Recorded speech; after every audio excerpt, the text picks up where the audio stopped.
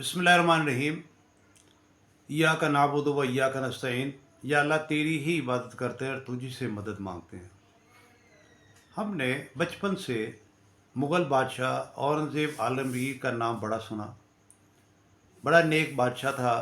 टोपियाँ सी कर ख़ताती करके वो अपने घर का गुजारा करता था, ख़जाने से कुछ नहीं लेता था।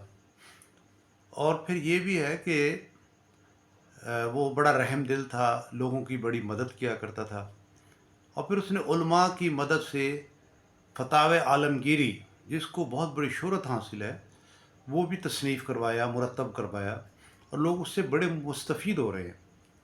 और हम उसकी बड़ी तारीफ़ें करते हैं, और वो जो उसने अच्छे काम किए हैं वो तो तारीफ़ की जानी चाहिए। लेकिन हमने आज तक उसके एक और पहलू के ऊपर, एक और ज़िंदगी के पहलू पर नज़र नहीं डाली कि मुग़ल बादशाहों में ये रस्म चली आ रही थी कि जब बादशाह मर जाता था तो शहज़ादे आपस में लड़ के जो ताकतवर होता था वो गद्दी संभाल लेता था।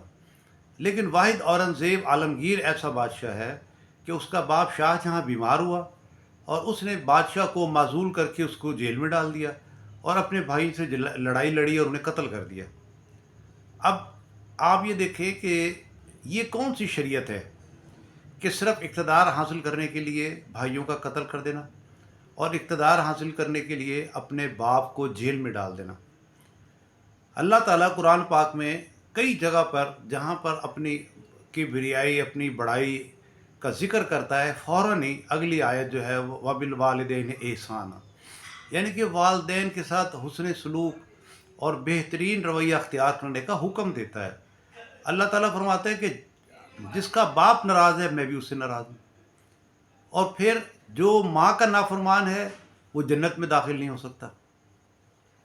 लेकिन यहाँ एक अजीब बात है कि औरंगज़ेब की हम नेकी और उसकी वो चीज़ें, अगर वो फ़तावा आलमगीरी ना मुरतब करता तो उस पर कोई फ़र्ज़ और वाजिब नहीं था।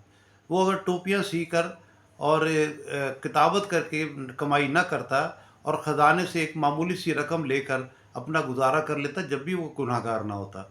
लेकिन अपने बाप को ज़िंदान में डालना, सारी ज़िंदगी उसको कैद में रखना और सिवाय उसकी एक बेटी के बाकी किसी से मिलने ना देना, ये कौन सा शरीयत है, ये कौन सा दीन है?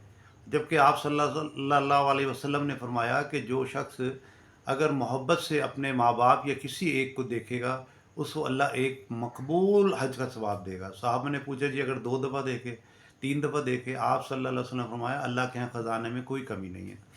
अब जो चीज़ फ़र्ज़ है उसके ऊपर, उसको उसने छोड़ दिया, और जो मुस्तहब नफ़िल हैं उसको उसने इख्तियार कर लिया। जैसे आजकल हमारा एक हाल है कि हम लोग मदारिस को बहुत पैसे दे देते हैं, मसाजिद में बहुत पैसे लगा देते हैं और माँ बाप को घर से निकाल देते हैं। हमारे पड़ोसी भूखे बैठे होते हैं, हमारे रिश्तेदारों के घर में रोटी नहीं पकती, और जनाब हम बड़ा सा मदरसा बना के और लोगों को दिखाते हैं कि मैं इतना नेक हूँ, मैं इतना पैसे दीन के ऊपर खर्च कर रहा हूँ।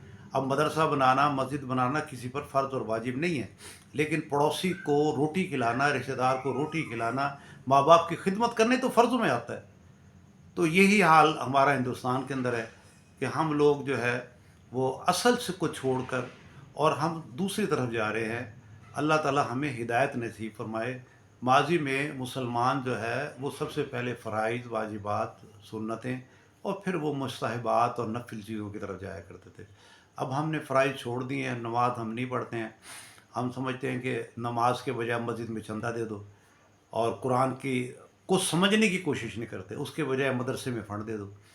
तो अल्लाह हमें हिदायत दे। व आखिर दावाना अनिल हम्दुलिल्लाह।